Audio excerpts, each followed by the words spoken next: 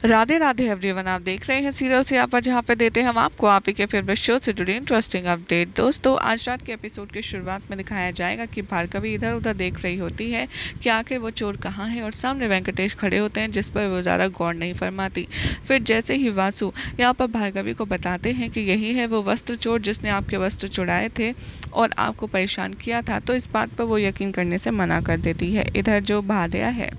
यहाँ पर वो शंकर का पीछा करती है और वहाँ जाकर के उनसे बात करती है और कहती है कि तुमने ऐसा क्यों कहा, तुमने ऐसा क्यों किया, आखिर तुमने मेरे पति को क्यों फंसाया। तब शंकर कहते हैं कि मेरा जो मित्र है ना, यानी कि आपके पति, अभी आप देखिए आगे आगे और क्या करते हैं और वो क्या करने वाले हैं। ये कहकर के वहाँ से शंकर गायब हो जाते हैं और भार्या काफ़ी ज़्यादा सोच विचार में परेशान नजर आती हैं।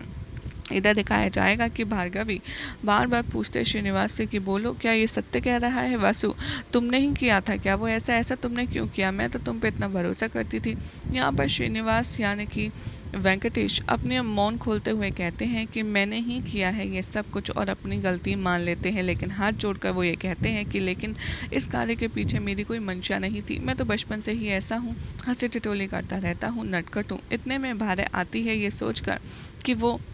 देखे कि उसका वेंकटेश कर क्या रहा है। तभी यहाँ पर भार्या से पूछवाता है कि आप इन्हीं से पूछ लीजिए कि मैं बचपन से ऐसा हूँ या नहीं। तभी यहाँ पर उनके हाँ में हाँ मिला देती है और भार्या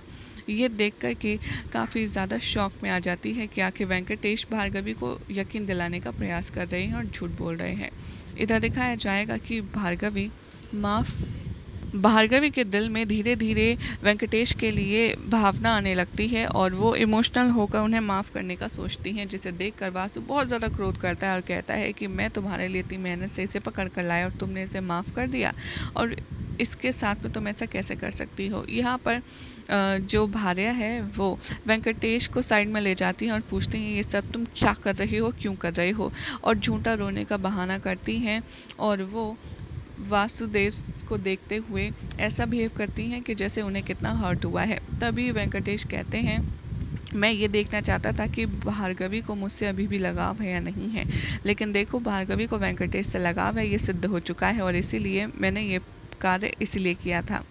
ये सुनकर के भार्या वहाँ से रोते रोते चली जाती है। पीछे पीछे वासु जाता है, उनका हाथ पकड़ कर उन्हें समझाने का प्रयास करता है और इधर दिखाया जाएगा कि जो भार्गवी है वो वेंकटेश से बात कर रही होगी और कहेगी कि अब आइंदा ऐसा मत कर। तभी वेंकटेश यहाँ पर भार्गवी को वचन देते हैं कि वो ऐसा फिर किसी के साथ नहीं करेंगे और ये सुनकर के भार्गवी बहुत ज़्यादा प्रसन्न हो जाती हैं। इधर दिखाया जाएगा कि जो भार्गवी है उनको नृत्य करने के लिए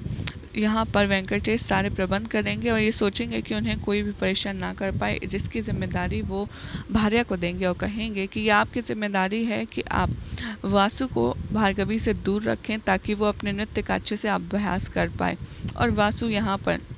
ऑलरेडी उसके पीछे ही मंत्रमुग्ध है, लेकिन जैसे ही भार्या नज़र रखती हैं वासु पर, वो देखती हैं कि वो भार्गवी के कक्ष में अंदर जा रहा है और रोने का ड्रामा करता है और रोते रोते भार्गवी का हाथ पकड़ लेता है और कहता है मैं तुमसे अत्यधिक प्रेम करता हूँ, अगर तुम ये प्रतियोगिता जीत जाती हो तो तुम मुझसे विवाह अवश्य कर लेना, मैं तुमसे विवाह करना चाहता हूँ और मुझे वचन दो कि तुम श्रीनिवास और पद्मावती को सदैव सदैव के लिए भूल जाओगी। भार्गवी यहाँ कुछ नहीं कहती, सिर्फ वासु को देखती रहती हैं और भार्या यह देखकर शॉक में आ जाती हैं। यही हो जाएगा आज के एपिसोड का, जिसके बाद कल क्या होगा आपको बताएंगे नेक्स्ट रिपोर्ट में। ऐसे ही मजेदार अपडेट्स के लिए चैनल को सब्सक्राइब कीजिए, वीडियो को लाइक शेयर करना ना भूलें।